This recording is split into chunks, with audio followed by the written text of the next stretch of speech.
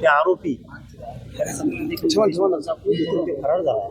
तो जर मसाजोगमध्ये येऊन गेला असं तरी गंभीर बाब आहे, त्या कुटुंबाला धोका आहे. आणि यांचं काय झालंय बघा आता या टोळीचं पुरा खेळ संपत आलाय जवळपास. ही जे लाभार्थी टोळी होती ना, खून करणे, अपहरण करणे, जमीन बळकावणे, जमीन बळकावल्याच्या नंतर त्यांनी ते राखा वाळू हे काढणं, पीक विमे लोकांच्या नावावर महाराष्ट्रभर काढून पैसे काढणे, ही टोळी जवळपास जेलमध्ये जात आली. त्यामुळे त्यांना ना आता काही सुचतच नाही, खायला काही मिळत नाही. त्यामुळं हे असे कृत्य घडून आणायला लागले. आता महादेव मुंडेंचं प्रकरण मला वाटतं त्याच्यात सुद्धा नार्को टेस्ट आताच फोन होता, नार्को टेस्ट त्या आरोपींची झाली. आता त्याच्यातही पुढं येईलच आता, कारण हे यांनी एवढी चूक केली ना धनेनी यांनी ही विनाकारण ही असली टोळी वाढून ठेवलीमुळं त्यांच्या जातीच्या मुळावर आल्या. आता या गुंडगिरीची यांना सवय लागली, पैसा कमवणे, गुंडगिरी करणे आणि त्याच्यातून राजकारण करणे.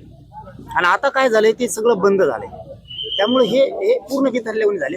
आणि तीच लाभार्थी टोळी आता ह्या दोन नेत्याच्या अशी मुळावर आली. यांच्यापासून मराठा समाज तुटायला लागला, दलित मुस्लिम तुटायला लागला, यांच्यापासून बंजारा समाज लांब जायला लागला, त्यांच्यापासून सगळे लोक लांब जायला लागले. आणि त्यांच्याही जातीत आता कुजबूज सुरू झाली की ह्या लाभार्थी टोळी या धनेनी यांनी तयार केली. याच्यामुळे आपली जात बदनाम व्हायला लागली. कारण आमची मराठा समाज त्या जातीवर इतकी माया करायचा, इतकी इज्जत करायचा त्यांची, पण यांनी असले प्रकरण सुरू केल्यापासून लोक त्यांची माया इज्जत करीनात. आणि हे त्यांच्या जातीच्या हुशार लोकांच्या लक्षात यायला लागलं. या लाभार्थी टोळीमुळे आपली जात बदनाम व्हायला लागली. आणि म्हणूनच यांना दंगल घडवायची या लाभार्थी टोळी. आणि नेमकी आम्ही ती होऊ देत नाहीये.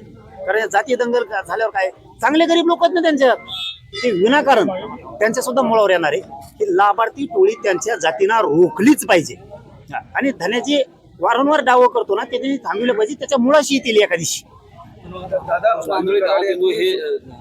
धनंजय देशमुखांना माहिती पडतं, पोलिसांना का माहिती पडतं नाही. त्याच्यावरती आता मी धनंजय भैयाला बोलतो देशमुखांना, काय परिस्थिती